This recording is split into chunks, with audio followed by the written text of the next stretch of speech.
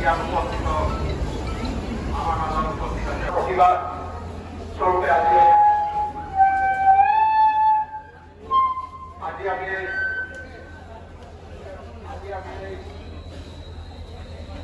আজি আমি এই প্ৰতিবাদী কাৰ্যসূচী গ্ৰহণ কৰিছোঁ আৰু আপোনালোকে ইয়াত অংশগ্ৰহণ কৰাৰ বাবে পুনৰবাৰ আমি ধন্যবাদ জ্ঞাপন কৰিছোঁ আৰু আমি এই ডক্টৰ মৌমিতা দেৱনাথৰ আত্মাৰ চিৰশান্তিৰ বাবে